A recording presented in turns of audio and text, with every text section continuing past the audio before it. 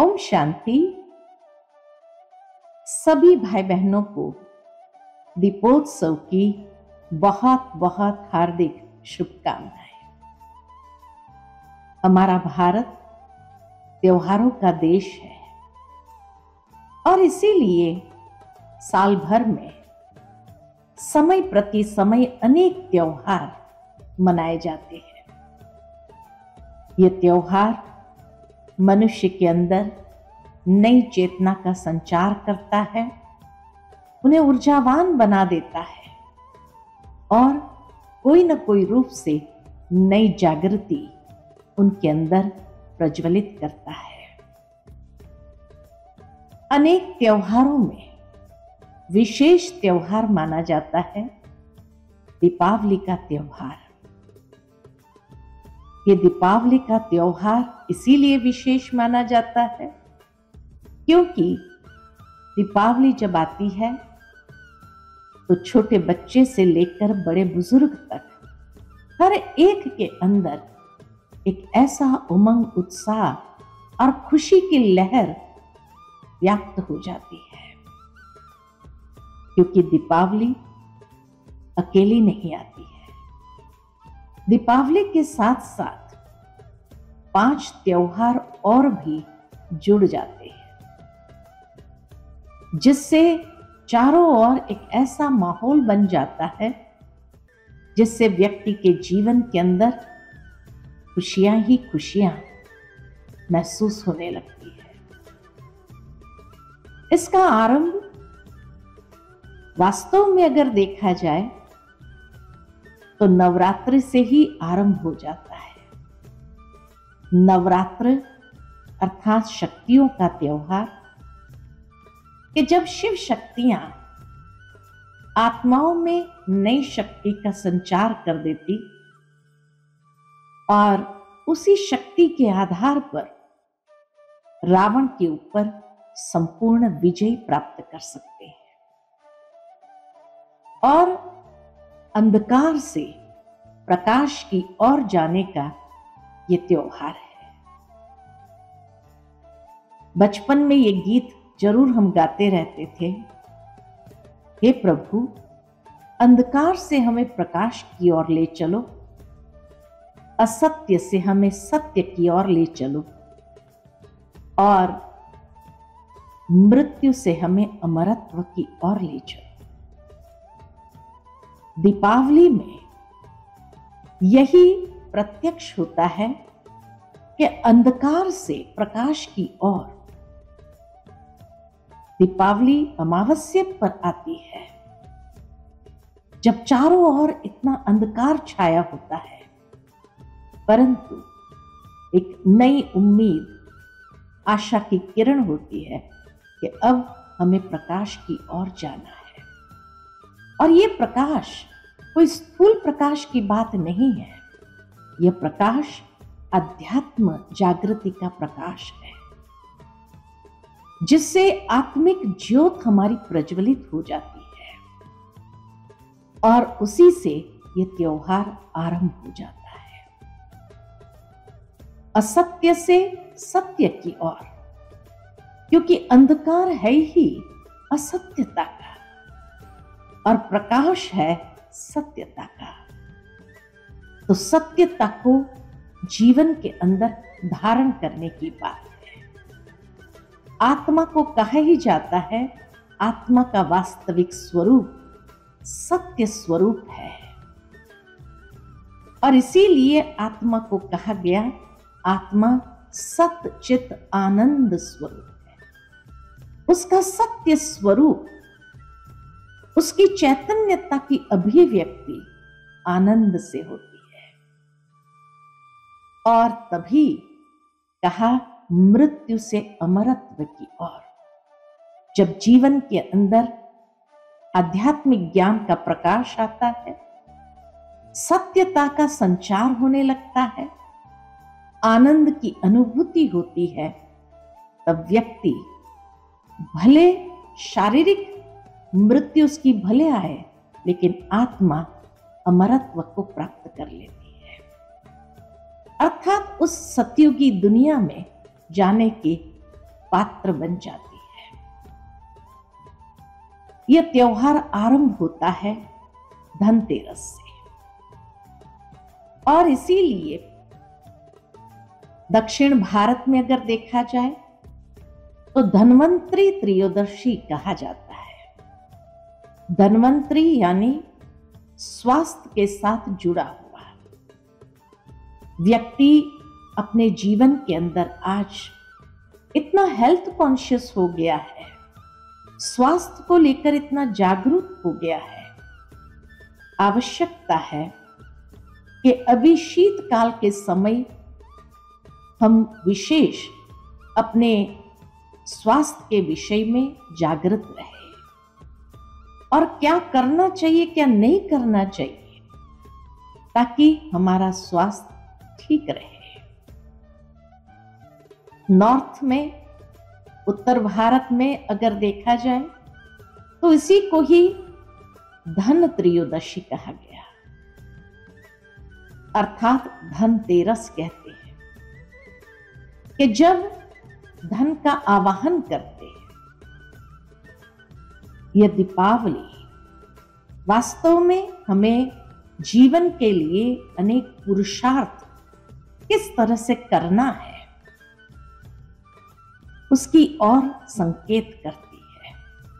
एक तो स्वास्थ्य के तरफ ध्यान देने का, पुरुषार्थ करने का संकेत है, लेकिन साथ ही साथ धनतेरस के दिन या उसके पहले से ही भारत में सफाई आरंभ हो जाती है। घर घर की सफाई, कोने कोने की सफाई होने लगती है। घर की सफाई तो कर लेते हैं, कोने कोने की सफाई कर लेते हैं, लेकिन वास्तव में अंदर की सफाई करने की आवश्यकता है। अर्थात ये पहला पुरुषार्थ जो स्वच्छता का पुरुषार्थ की ओर हमें संकेत देती है। मन के अंदर भी अनेक प्रकार की नकारात्मकता का, व्यर्थ का किचड़ा भरा हुआ है। अनेकों के प्रति भावनाएं दूषित हुई है, और इसीलिए यह सफाई करना जरूरी है। ये सफाई कैसे करेंगे? तो अपने जीवन में देखें किसके प्रति हमारे मन के अंदर कोई दुर्भावना तो नहीं है, और अगर है तो उसकी सफाई करने के लिए क्षमादान या क्षमा प्राप्त कर लेना आवश्यक है। कोई भी चीज को लंबे समय तक खींचने की जरूरत नहीं है। मन की सफाई करने के लिए, उन दुर्भावनाओं की सफाई करने के लिए, मन में नकारात्मकता जो भर गई है उसकी सफाई करने के लिए सकारात्मकता का संचार करना होगा। और सकारात्मकता तभी आएगी जब जिसके साथ भी मन मुटाव हुआ है, जिसके प्रति भी हमारी दुर्भावनाएं हैं, उसे क्षमा मांगे। छोटा सा ही तो शब्द है, और ये छोटा सा शब्द कितने रिश्तों को संवार लेता है, कितनी अनेक प्रकार की भावनाओं की सफाई कर देता है, और सकारात्मक ऊर्जा का संचार कर देता है। तो क्यों नहीं हम अपने मन की सफाई इस तरह से करें, और ये प्रथम पुरुषार्थ के लिए कदम आगे बढ़ाएं। हमें क्षमा करना है और क्षमा मांग लेनी है। कोई भी बात को खींचो नहीं, रिश्ते को संवारना आवश्यक है। साथ ही साथ दूसरा पुरुषार्थ होता है कि जब बही खाते व्यापारी लोग लिखना शुरू करते हैं, अर्थात पुराना खाता समाप्त और नया खाता आरंभ। व्यापारी लोग तो बहुत सुंदर तरीके से अपना ये नया खाता आरंभ कर लेते हैं, पुराने खाते को समाप्त कर लेते हैं। लेकिन जीवन में कर्मों के खाते को भी विशेष रूप से देखना है। जिस तरह से एक तरफ है खर्च, दूसरी तरफ है कमाई, तो हमें भी अपने जीवन के अंदर ये दोनों बातों को देखना है। खर्च कितना किया और कमाई कितनी की। कमाई कैसे करेंगे? कमाई करनी है हमें अच्छे कर्मों से, अर्थात जहां मन वचन कर्म में जब शुद्धता आ जाती है तो जरूर है ये बही खाते रखने, अर्थात हमें भी ये प्रेरणा देता है कि हमें अपने मन वचन कर्म दृष्टि वृत्ति से कमाई करते जाना है, श्रेष्ठ कर्म करना है। मन में श्रेष्ठ विचार होगा,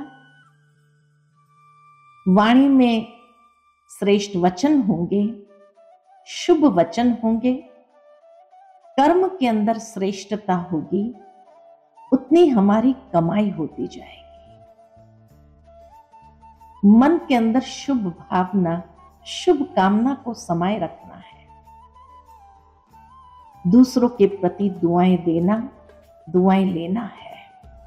ऐसा श्रेष्ठ कर्म करें जो स्वतः सबकी दुआएं कमाते जाए। आज दुनिया के अंदर वो धन तो सहजता से आ जाएगा व्यक्ति के जीवन में, परंतु क्या श्रेष्ठ कर्म करके दुआएं कमाना, क्योंकि ये दुआएं आगे भी हमें बहुत मदद करती है, हमारी जीवन की क्वालिटी को बहुत सुंदर बना देती है। इसलिए ये कर्मों का खाता हमें देखना है। जो पिछला है उसको चुकतू कर देना है। चुकतू कैसे करेंगे? जो लेन देन है बाकी उसको समाप्त कर, क्योंकि अगर कुछ बाकी रह जाएगा तो जरूर है आगे के जीवन पर भी उसका प्रभाव अवश्य पड़ेगा। इसीलिए पुरानी चीजों को समाप्त करें, पुरानी बातों को समाप्त करें और आज के दिन हर एक को दिल से हम स्वीकार करें। सम्मान देते हुए हम एक दूसरे का आदर करें और इस तरह से पारिवारिक एकता को बनाए रखें, समाज के अंदर एकता को बनाए रखें। मन के अंदर जो नकारात्मक हिंसक वृत्तियां हैं उसको समाप्त करें, क्योंकि जितना ये कर्मों के अंदर हमारी दृष्टि वृत्ति के अंदर होगा उतना ही व्यक्ति स्वयं को घाटे में ही ले जाएगा। कमाई और खर्च करने के बाद बैलेंस को देखें और बैलेंस क्या हम नफे में है या नुकसान में है।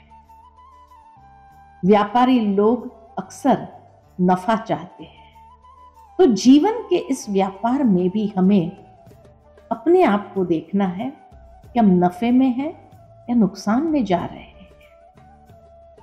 अवश्य कोई भी जीवन के अंदर नुकसान में तो जाना नहीं चाहते हैं और उसको अगले जीवन में कैरी फॉरवर्ड करना नहीं चाहते हैं। इसलिए नफे की बात सोचो, दुआएं कमाओ, श्रेष्ठ कर्म का बही खाता खोलना है और इसी तरह से अपने जीवन के अंदर कर्मों को सुधारते हुए श्रेष्ठ दिशा देनी है। साथ ही साथ तीसरा पुरुषार्थ फिर है नवीनता का। स्वच्छता हो गई, उसी के साथ बही खाता को भी देख लिया और फिर लक्ष्मी पूजन, तीसरा पुरुषार्थ कि जहां लक्ष्मी जी का आवाहन करते हैं। लक्ष्मी जी का आवाहन करना माना सुलक्ष्मी का आवाहन करना, सुलक्षणों को जीवन के अंदर आवाहन करना। क्योंकि जब हमारे जीवन के अंदर अच्छे लक्षण आने लगेंगे, जब हमारे जीवन के अंदर वैल्यूज को, सद्गुणों को हम स्थान देंगे, तभी तो सर्वगुण संपन्न बनेंगे और उस श्री लक्ष्मी श्री नारायण के राज्य में जाने के अधिकार को प्राप्त कर सकेंगे। तो इसीलिए तीसरा पुरुषार्थ है अपने जीवन के अंदर वैल्यूज का आवाहन करना। लक्ष्मी पूजन जब करते हैं तो उसके साथ साथ गणेश जी की भी पूजा करते हैं। अब लक्ष्मी जी का गणेश जी के साथ क्या संबंध है? बहुत सुंदर संबंध दिखाया गया है।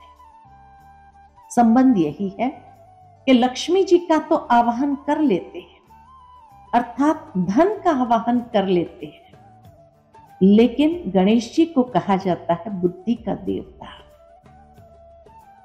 विजडम का देवता, कि उस धन को सुबुद्धि के साथ या सद्विवेक के साथ उसका प्रयोग करना। क्योंकि अगर धन आ जाए लेकिन गणेश जी का आवाहन नहीं किया, सद्बुद्धि सद्विवेक का जीवन में स्थान ना हो, तो वो धन कहीं न कहीं अधोगति की ओर हमें खींच कर ले जाती है। इसीलिए लक्ष्मी पूजन के साथ साथ गणेश जी का पूजन होता है, अर्थात सद्विवेक को जीवन के अंदर ले आना है। जब यह सद्विवेक हो, सद्गुण जीवन में आए, तो जीवन कितना सुंदर समृद्ध होने लगता है। जहां सद्गुणों का धन का आवाहन होता है, यानी सद्गुण जीवन के अंदर आने लगते हैं, श्रेष्ठ चरित्र का धन अपने जीवन में आता है, ज्ञान धन हमारे जीवन में आता है। ऐसे अनेक धन की वृद्धि कर सकते हैं और हमारा जीवन समृद्ध हो जाता है। साथ ही साथ जब लक्ष्मी जी का पूजन करते हैं, गणेश जी का पूजन करते हैं, तो उस समय वहां शुभ लाभ जरूर लिखते हैं कि सदा हमारे जीवन में शुभ लाभ। लेकिन शुभ लाभ तो तभी होगा जब लाभ का उल्टा करें भला, सर्व का भला करते चले। जितना सर्व का भला करते चलेंगे, शुभ लाभ जरूर होता जाएगा। ये तीसरा पुरुषार्थ है। चौथा पुरुषार्थ फिर है नवीनता का। नए कपड़े खरीदना, नए बर्तन खरीदना, नए गहने खरीदना।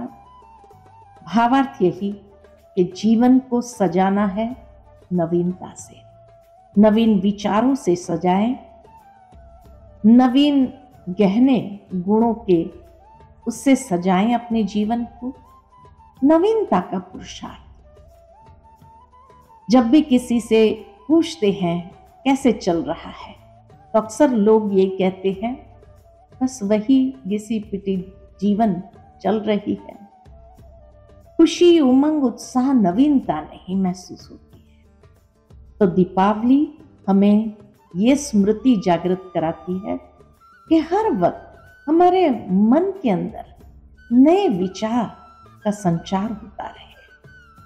जितना हम नवीनता अपने जीवन में ले आते हैं, विचारों में नवीनता, हमारे जीवन की वृत्तियों में नवीनता हो, नया दृष्टिकोण हो, तो फिर देखो जीवन कितना सुंदर होने लगता है।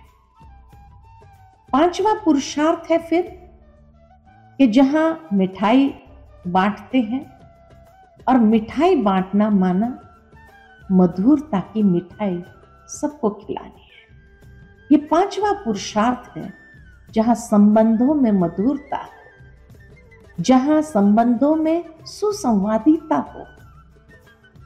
आज तो मिठाई जब व्यक्ति को ऑफर करते हैं तो लोग इतने हेल्थ कॉन्शियस होने के कारण थोड़ा सा टुकड़ा ले लेते हैं, लेकिन वास्तव में ये मधुरता का प्रतीक है।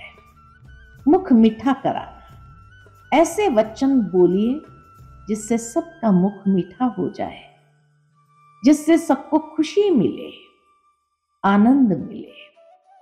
इसीलिए कहा जाता है कि कड़वे वचन बोलने वाले का शहद भी नहीं बिकता है और मीठे वचन बोलने वाले की मिर्ची भी बिक जाती है।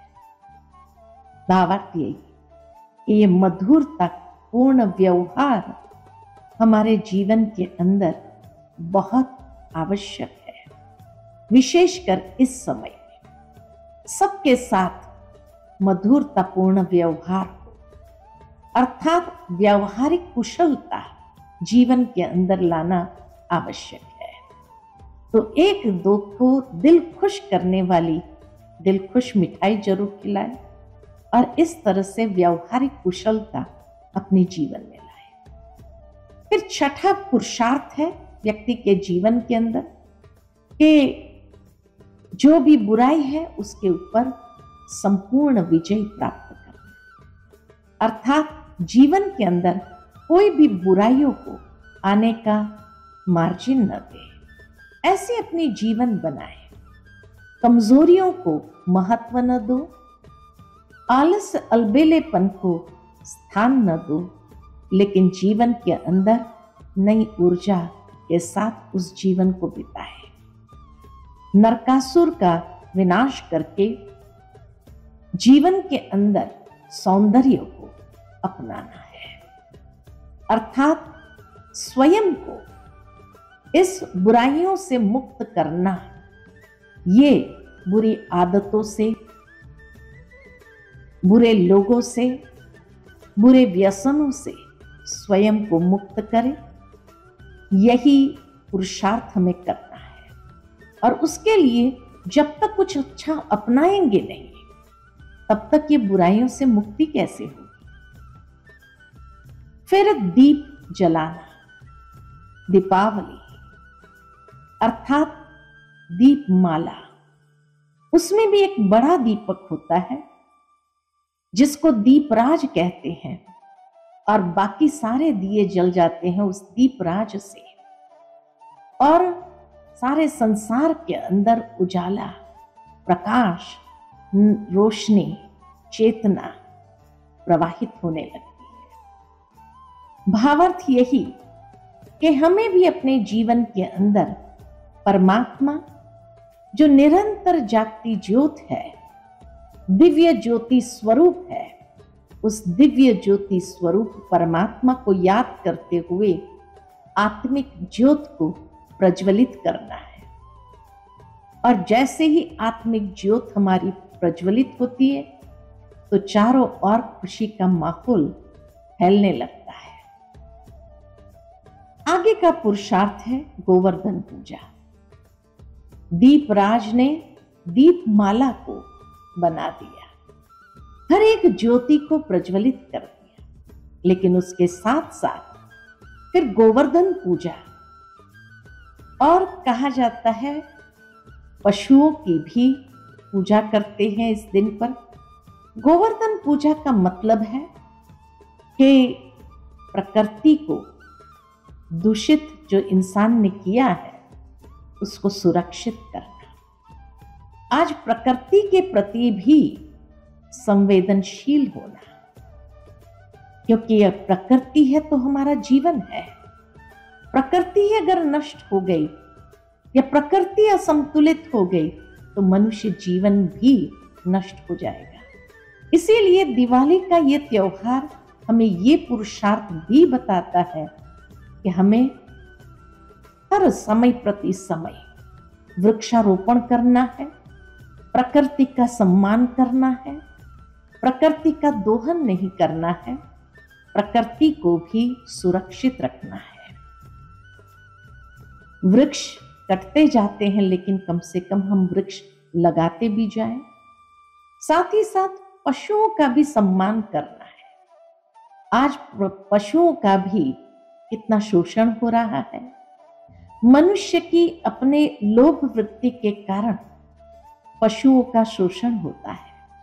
तो क्यों नहीं आज के दिन हम प्रकृति प्रेम के साथ साथ पशुओं के प्रति भी सद्भावना को प्रवाहित करें।